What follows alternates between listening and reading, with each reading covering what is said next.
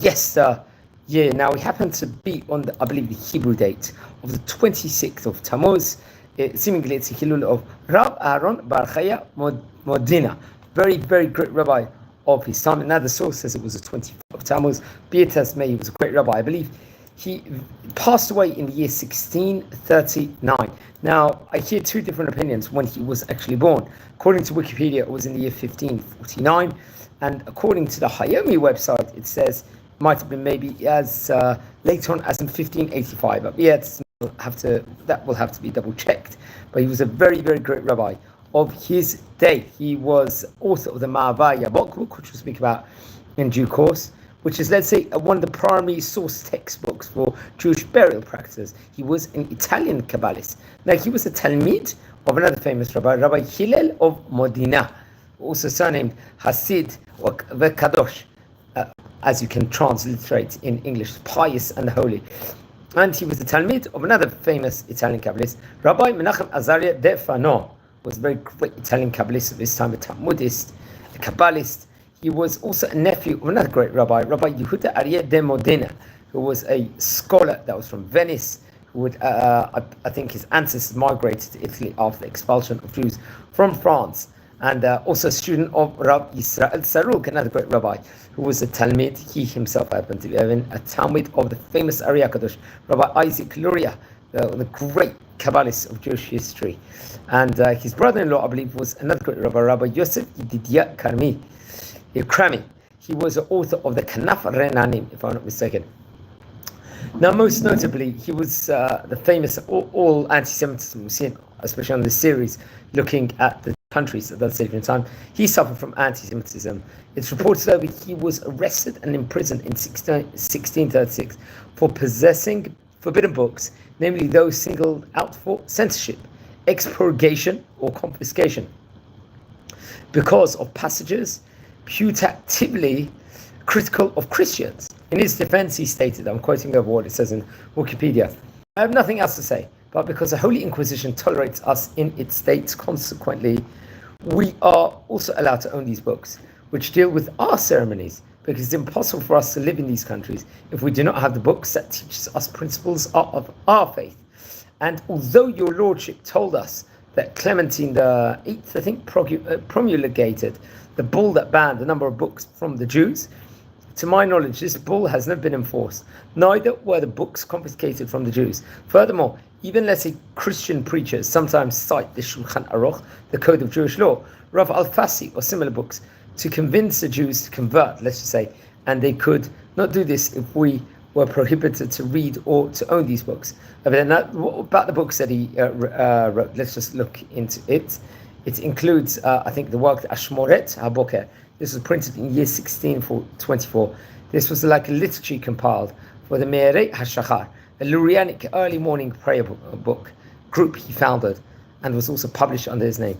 I think another famous book, Berechiah book, which we spoke about before, that was in the year 1626, was written at the request of the Chavra Kadisha of Mantua. I think in the first chapter, the Siftei Tzedek, he compiled liturgy to accompany the work of caring for the dead, prayers to be offered for those who are sick, and rules and instructions for their care. He explains the importance of caring for the sick and the dying very much inside this book, let's just say, and offers detailed confession, as we said before, vidui, not only for the end of life, but for the merit and well-being of the soul. His detailed Kabbalistic teachings are in the following chapters and are focused on in-depth study rather than skilled work of Chevra Kedisha. Okay, so what is that? To avert possible criticism for failing to discuss these themes, like philosophically, he makes use of the statement, Isaac Arama, reason must surrender some of its rights to divine revelations, which are superior to it. I think this text was translated into Yiddish later on by a Jewish woman. Her name was Elus Bat Mordechai, if I'm not mistaken. She was a Jewish woman, I think from Slutsk, or part of the Grand Duchy of Lithuania, I think, in her day. Okay, his other works he wrote, as you can see, many of these great rabbis were great, let's just say, writers in of itself. They would write many great books, and he very much was one of them. I think there was, for example, the Tzedakah, the cloak of righteousness. This was on, let's see, prayers, study, in Mantua, I think in 1767. And together with another book, the Bigdei Kodesh, Garments of Holiness, on the same subject. This would be after he passed away, I believe. Then the Bigdei Kodesh, which is on Torah, prayers and study. The Hibur HaKabbalah, which is work on Kabbalah, consisting of 4 volumes. The first one, I believe, was Shemen Mishnat Kodesh, on the principles of Kabbalah, according to Rabbi Moses Cordovero and Rabbi Isaac Luria. Shemen Zait Zach, the pure oil of the olive. It was public addresses, let's just say, on the same subject. And the Shetil Porea, which was on the mysterious meaning of prayers and ceremonies. And Imre Shefer, which was, I think, the work was seen in the manuscript of maybe by Rabbi Chaim Yosef David Azulay at Modena, if I'm not mistaken. And then the Magen Aaron, which is also popularly known as the Shields of Aaron, containing a compendium of Rabbi Luria's works. Let's just say this fertile writer is said to have been, like Rabbi Yosef Karo, in constant communion with the Maggid. It's reported over. There was also commentary on Tikunei HaZohar, which he would author also. So you can see the encompassment and the breadth that he had, respectively. He was very, very well known and arguably one of the famous rabbis of his time. So seemingly he passed away. He was about 90 years of age, according to Wikipedia, when he passed away in the year 1649. Very interesting. We looked at the different great rabbis he was associated with, because very much there was a lot of great rabbis.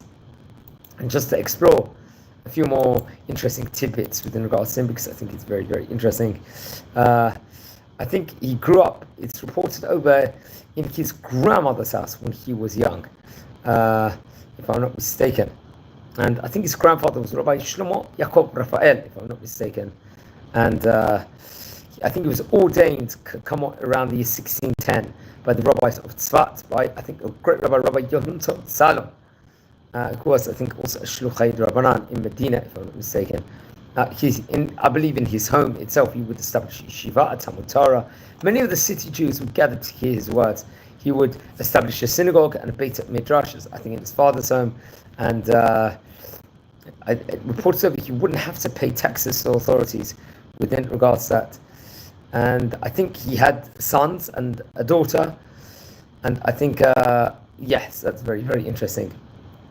Much more is said about him. Reported he passed away 25th of Tammuz, possibly 26th of Tammuz, in the year 1639. We're talking about nearly 400 years ago.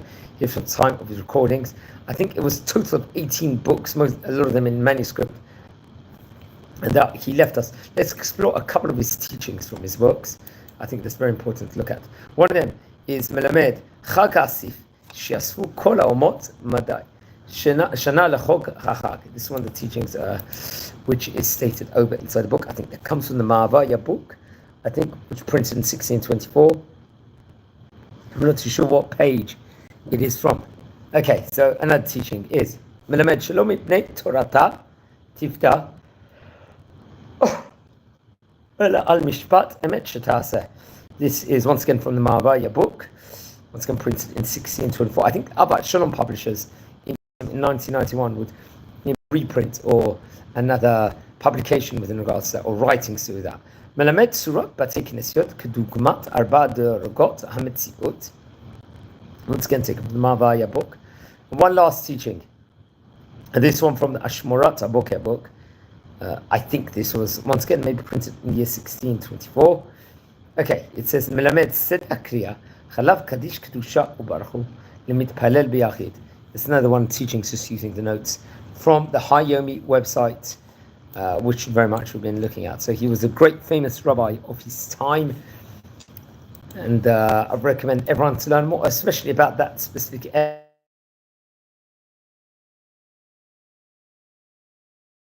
Would really make their marks on the world, and it was a time period, let's just say, of great Torah studyship, and I think especially in the Hebrew books, the .org website, National Library website. Actually, the National Library website also lists that he was born in the year 1549 and passed away in the year 1639. So that's something extra that I think is important to actually see over here. Now, friends, we are a community here.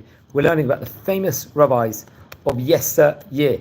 Now, if you let's say, descend from any of these great rabbis we're speaking about here in the series, please send me an email. I would love to hear more information about them. If you haven't subscribed yet to the channel, please subscribe now. Friends, we are nearing a staggering 7,000 subscribers. I would have never imagined this in ever, that would get this many great subscribers, all of them. I really, really appreciate all of you, the fantastic feedback you guys give me the whole time. It's absolutely brilliant.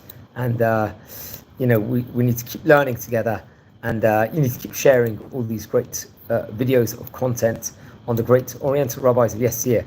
Now, if anyone's interested in watching these videos, share these videos, please, also to other people, and help this community grow. If you descend from any of these great rabbis, please send me an email. I would love to hear more information on that. Now, on this channel, we are not just recording videos on great rabbis of yesteryear. We are also doing tours all over Israel. We're traveling. We are, let's say, traveling all over Israel. We look at different historical sites, Jewish sites, with a channel full of Jewish content and Jewish pride. That is one thing for sure. And we also do Parshat Shmuel videos.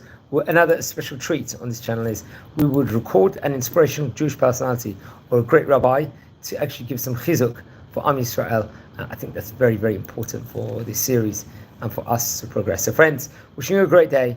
Take care and subscribe now, and wishing you blessings and Shavua Tov V'rach. We just finished Parshat Pinchas recording this from Bet Shemesh in Israel. So have a great day, and thanks.